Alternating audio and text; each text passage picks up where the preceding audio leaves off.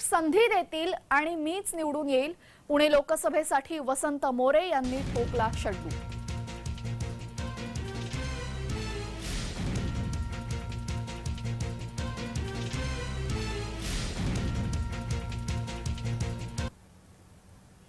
तर याच संदर्भात आमचे प्रतिनिधी रोहन कदम यांनी वसंत मोरे यांच्याशी बातचीत केली आहे. पाहूयात.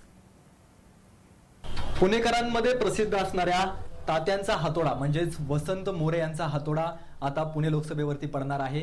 राज ठाकरे यांच्यापर्यंत मनसेच्या वतीने 5 नावं इच्छुक उमेदवार पुणे लोकसभेसाठी गेलेले आहेत आणि त्यातलं एक प्रमुख दावेदार म्हणून असणारं वसंत मोरे आहे. आपल्यासोबत स्वतः वसंत मोरे आहेत. तात्यांचा हातोडा यंदा लोकसभेवरती पडणार, काय वाटतंय? 100% पडणार आणि हातोडा पुण्यामध्ये करामत करणार. आता तुम्ही इच्छुक आहात. गेल्या काही दिवसांपासून भावी खासदार म्हणून बोर्ड लागलेले पाहायला मिळाले होते. 5 नावं गेलेली आहेत. पक्षामध्ये कार्य तुमच्या आधीपासूनच पाहायला मिळत होतं की वेगवेगळे गट तट आहेत आणि यामुळेच पक्षाचं नुकसान झालं तुम्ही बोलून दाखवलेलं होतं. आता पुन्हा एकदा तुम्ही दावेदार आहात म्हणून 5 नावं गेलेली आहेत शहरातून.